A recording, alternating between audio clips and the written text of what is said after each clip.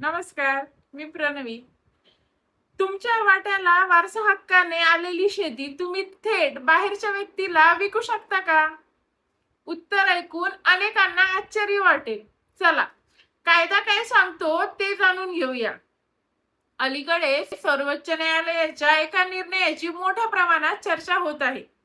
त्यामुळे अनेकांच्या मनात प्रश्न निर्माण झाला आहे की वारसा हक्काने मिळालेली शेती विकताना सर्वप्रथम खरेदीचा अधिकार कोणाचा असतो?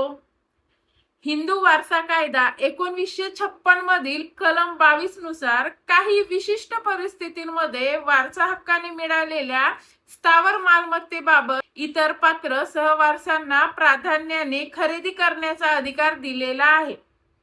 हे एका उदाहरणातून समजून घेऊया. समजा एका वडिलांनी त्यांच्या 20 एकर शेतीचा 4 मुलांमध्ये समान वाटा केला आहे. म्हणजे प्रत्येकाच्या वाट्याला 5 एकर जमीन आली. आता त्या 4 पैकी एका मुलाला त्याचा 5 एकर हिस्सा विकायचा आहे.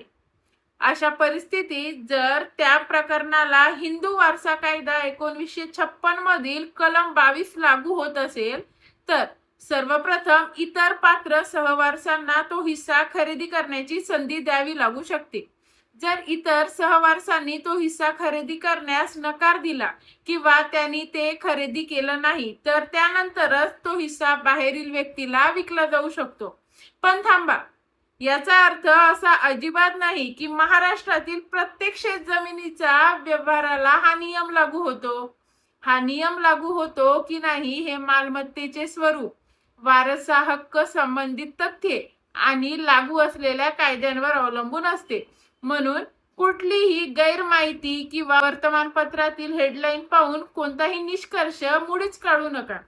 जमिनीचा व्यवहार करण्यापूर्वी संबंधित कागदपत्राची पडताळणी करा आणि आवश्यक असल्यास कायदेशीर सल्ला घ्या. अशा सोप्या अचूक माहितीसाठी आपल्या या चॅनलला नक्की फॉलो करा. धन्यवाद.